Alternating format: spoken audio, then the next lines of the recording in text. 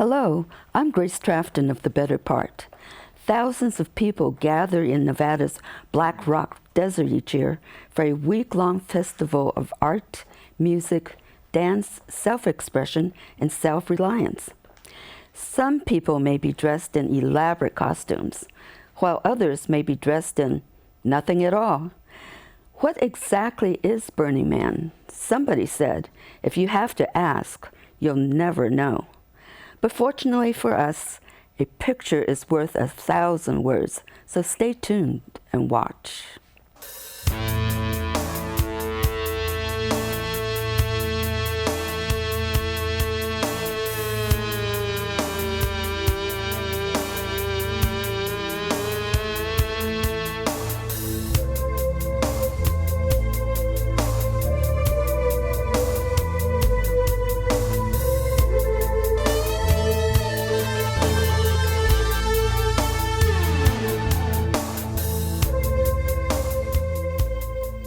Our guest, Jonathan Clark, is a freelance cinematographer and photographer, originally from New Zealand.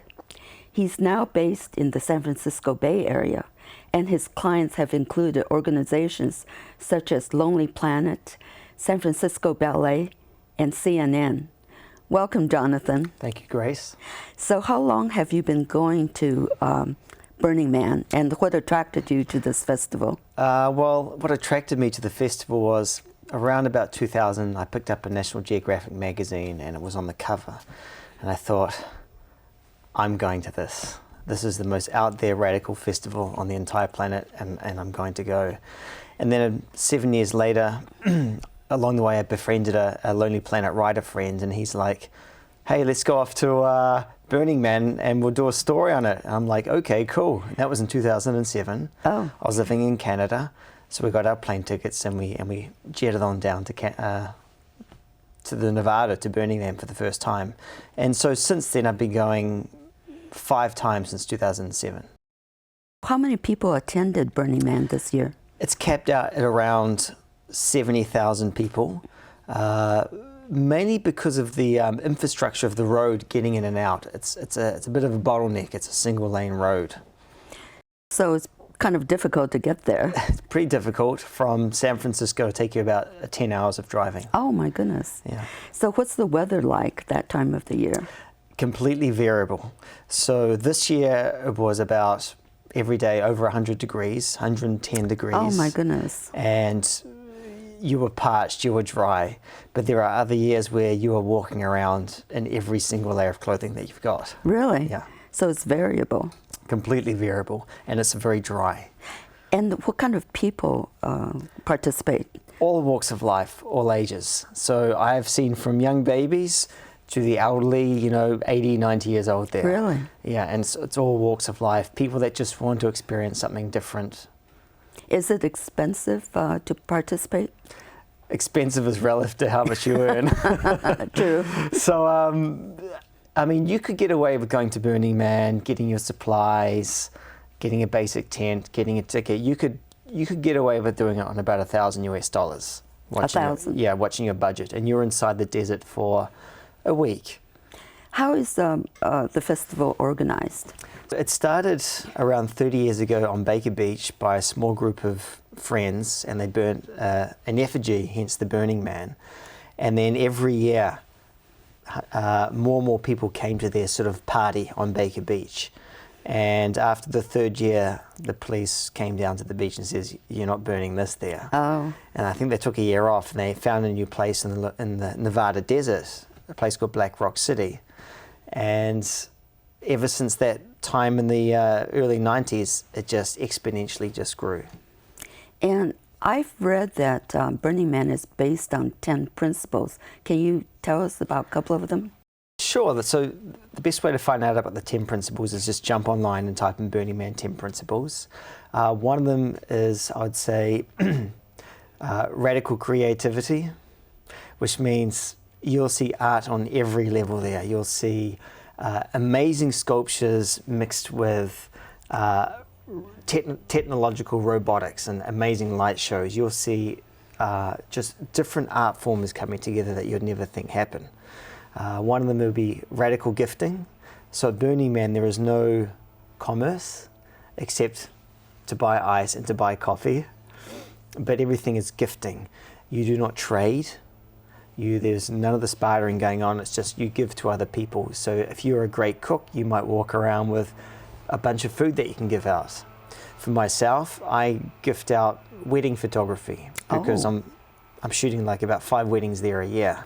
Oh. Yeah, so I'm inside different wedding parties shooting. So that's your gift to them? That's my big one, yeah. And then I shoot a lot of people on the playa. The playa is the desert. And then after, when I get back, they will eventually get a copy of that photo I took of them. How wonderful. And them and all their regalia. Now, to give us some visualization of Burning Man, are there any movies that are reminiscent of this festival? Yeah, the easiest one would be checking out the latest Mad Max movie. Oh, Mad Max. Yeah, the Mad Max movie. And I've heard that there was a tragedy this year at Burning Man. Can you tell us about that? During the burning of the man, a gentleman who was there for the first time ran into the flames. Oh my goodness. And we don't know why he ran into the flames. People say it could have been intoxicated from drugs. It could have been a suicide attempt. To be honest, we'll never know, but it's unfortunate that it happened. Are there any similar events in other parts of the country or the world that's similar to Burning Man? Sure. So events are like festivals. They all come in different shapes and sizes. We've heard of Coachella, which is a giant music festival. We've heard of Glastonbury, which is a music festival. Burning Man is an arts event, so it's primarily art. So you will not go there and see big bands on big stages. But you will see some DJs on big stages, but basically it's lots of small pockets of art. So that's its style.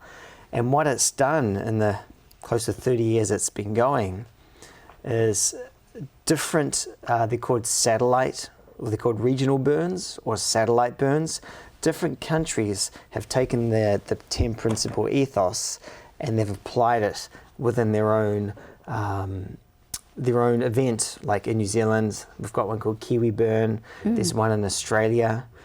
There's one in Africa called Africa Burns. There's one in Spain called Ride. And there's probably a few more that I don't know about, but they're all related to the Burning Man community.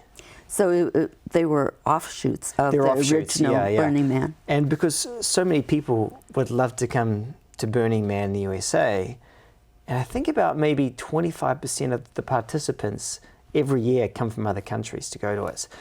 But not everybody can afford to pay for the plane ticket. Right, right. They call Burning Man in the Nevada desert the mothership, The mothership. The mothership. And so, but then if you go to these small regional burns, which I've never been to myself, they're profound because they're smaller communities, so they're incredibly tight-knit. Without further ado, it's time for us to take a look at Burning Man. Okay, let's dive right in. Okay. Here we have Burning Man. A lot of people drive into Burning Man and also a lot of people fly. This gentleman here is skydiving in. He sure is. Yeah, he sure is. Unfortunately, I didn't go out behind him, but I was hanging out there with my camera as he was jumping down. So as you can see down below is the Burning Man itself. And there it is. I think it's about 5 miles square.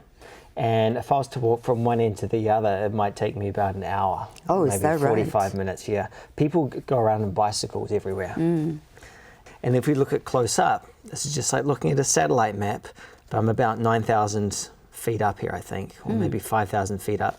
And we can see all these little communities, and all these segments are basically small micro communities that band together.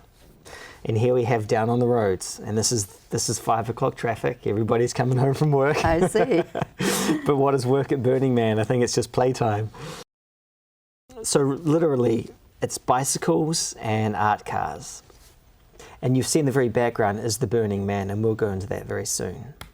And so when people get there a few weeks before Burning Man, they start setting up all the art. This here is a tree. It's called the Tree of Teneré, and it was from this year at Burning Man.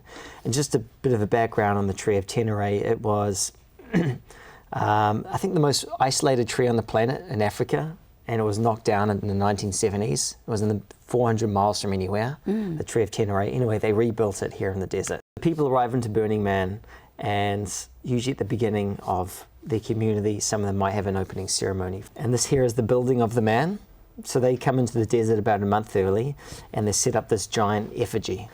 And here is the Burning Man from about 3 years ago, and this is a giant UFO. The theme of that year was cargo cult. The man to the bottom left there is Andrew Johnston, and he is the designer of the Burning Man, and that's with his daughter Arthur. And here's the Burning Man this year, and you can see these ramps going up the side in the left and right. We can go up and we can walk around.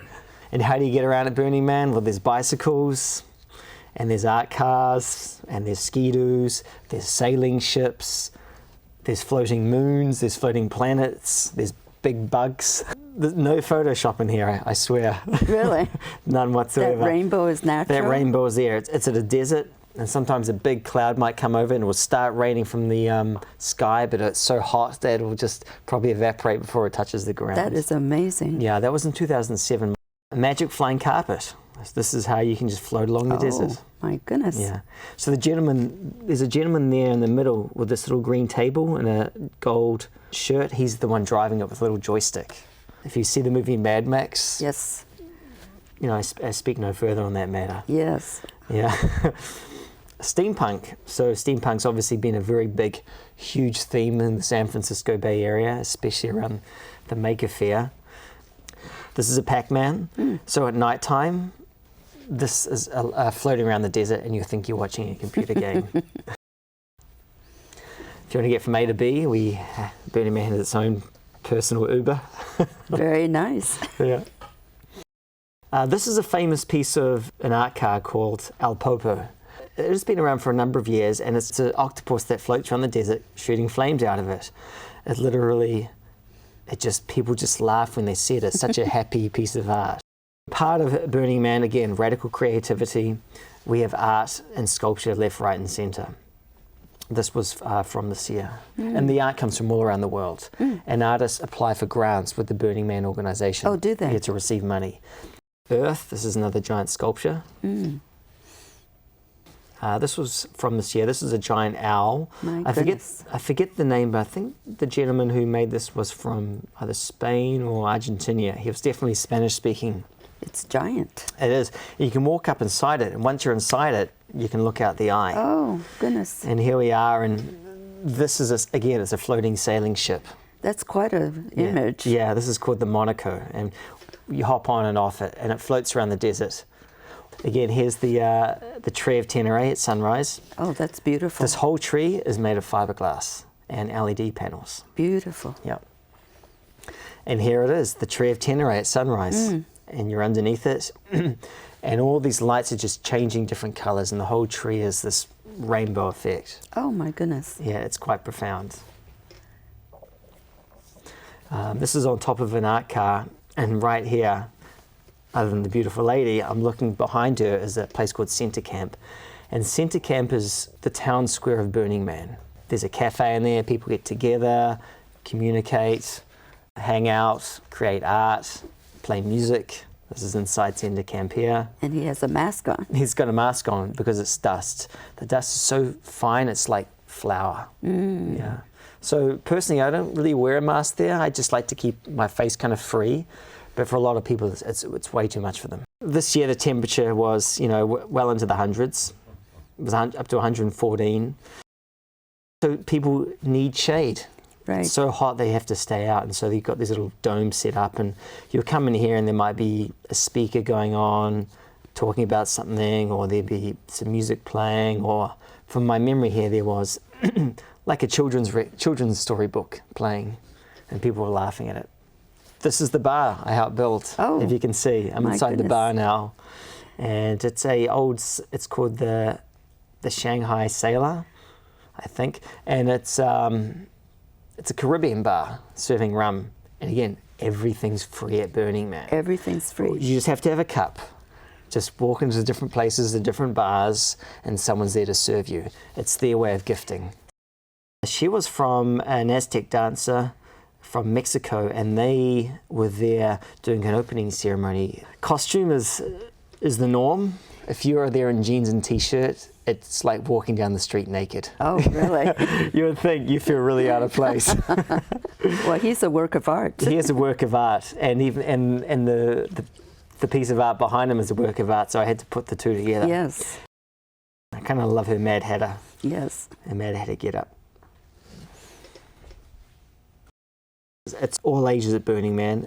There are some children there, not a whole lot, but there are children, and there are communities set up where they let the children play together. Kids love it, and I remember these people were from France.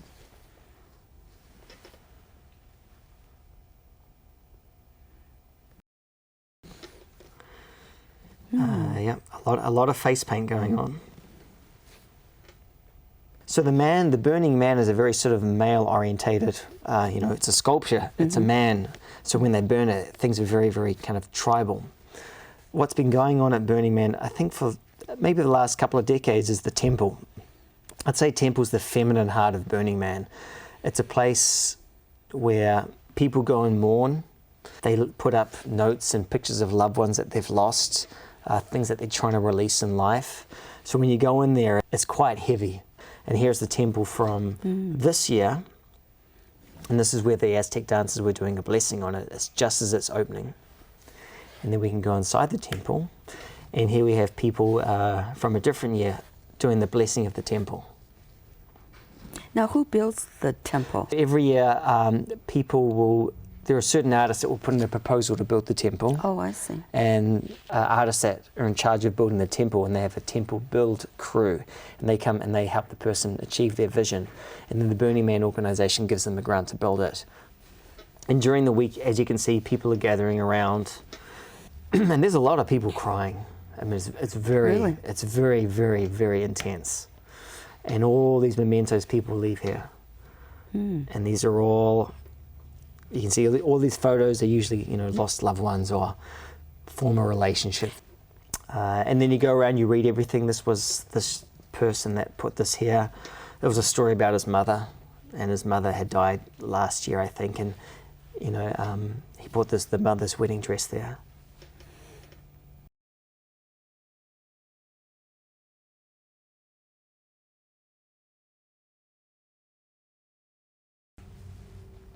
And this is just during the week, people come to the temple and they might sit there for hours. Some people at Burning Man, they won't go to the temple because they don't want to feel the sadness. Some people will go in just for a short time and get out, but some people go there to really grieve. And if you're crying, someone will walk up and start hugging you. Burning Man's kind of not all fun and games, it's a lot of survival, and so the dust can get a bit out of control. And this is called a dust devil. Oh my goodness. This is my friend Peter, cycling Wow. like Dorothy and going to Kansas. And then it just comes out of nowhere. During the middle of the day, the dust just picks up and you can't see. And you just have a few meters of vision at some stages. And so here's a couple in the middle of the desert. The dust is so thick, I can barely see their feet. And I'm standing on top of an art car as I'm taking this photo. And they're embracing. And just to give you an idea how intense it is, check out this video. How long does that last? This was maybe 20 minutes like this. 20 minutes? Yeah, they're like flash storms. But the whole storm probably went on for a couple of hours, but intense 20 minutes. Oh. It's like you're in Antarctica, right? Yes, my goodness. Nobody can see. And of course, what do you look like after? Well, here's a gentleman, And that was me after that storm. The one I just is that filmed. right? That was me. And at the end of the day, I'm walking around with a couple of cameras, and that's just how my cameras look at the end of the day. Such sort of innocence in these eyes. Yes. Yeah. Very fresh. Incredibly. Face. That's the first time that goes to Burning Man. For the first time, they're called Burning Man virgins. So here is some art from a couple of years ago. This is a giant turning butterfly. This was from this year. So every 5 minutes, this giant sculpture would shoot out propane. And I was standing back, it must have been about 200 meters from this.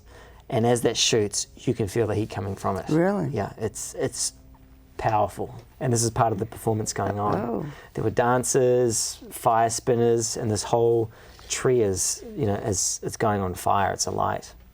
Contortionists. These dancers are called wind worshippers. They're sort of doing a slow kind of Tai Chi type dance, and they're draping, these are silk cloths, and as the sun is going down, it's putting a nice warm wind over the desert, and they're moving like slow statuettes, and it's like flags. It's like you're in another world. It's like you're underwater. So one of the things I do at Burning Man is every year I do a bunch of weddings.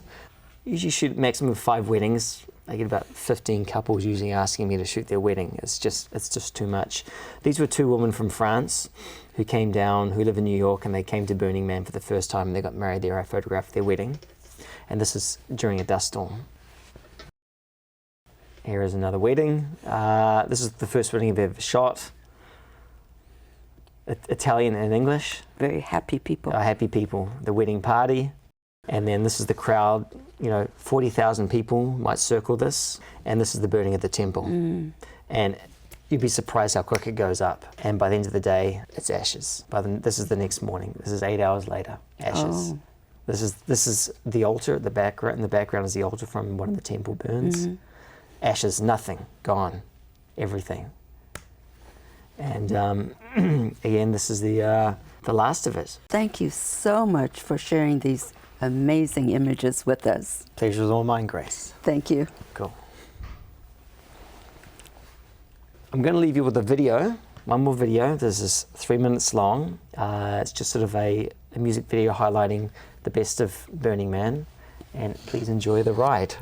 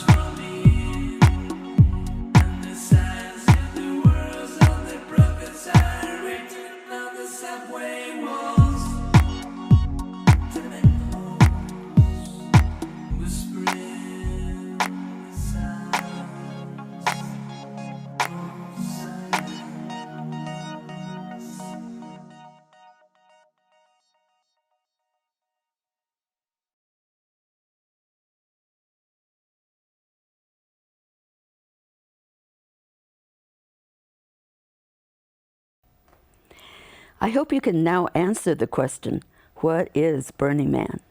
Thank you for being with us today, and be sure to also watch us on YouTube and Roku.